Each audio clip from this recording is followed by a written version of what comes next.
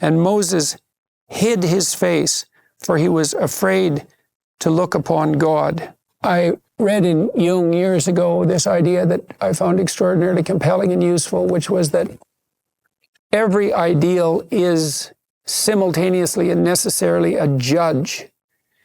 And so you imagine that the ideal is something that beckons to you, but you also pale in comparison to the ideal. And so by apprehending an ideal, you're also simultaneously judged. And the higher the ideal, the more intense the judgment in some real sense. I think that's partly why people are terrified of great art, like Michelangelo's David. I read a great commentary on that. The commentator suggested that the statue calls upon you to be far more than you are.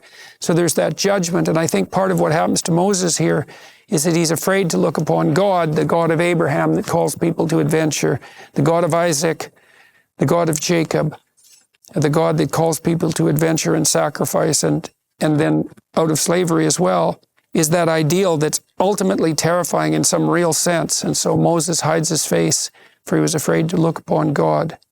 Their negotiation is interesting to me, because God sort of comes forth here and lists his bona fides, right?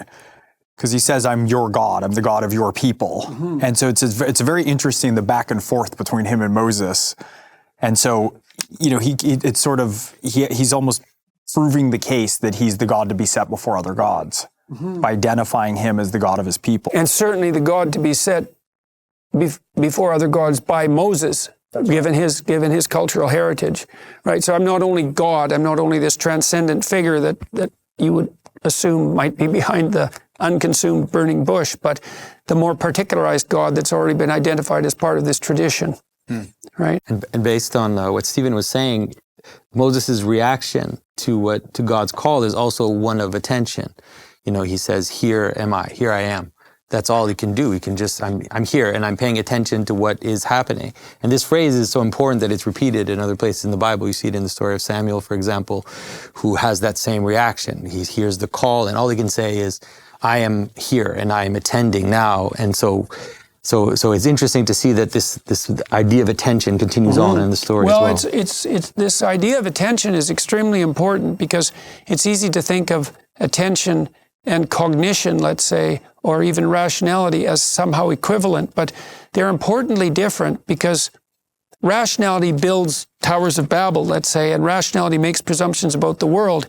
But attention is a precondition for revelation and for rationality. And attention is in and of itself a kind of openness to the horizon of transformation. And the more, I would say there's a direct connection between being attentive and even being capable of healing in some real sense. So if you're a clinician, one of the things you learn, and Carl Rogers, the clinician, was a particularly potent writer on this notion that attentive listening in and of itself has a curative capacity. You let people unfold in front of you, or you encourage them to unfold in front of you.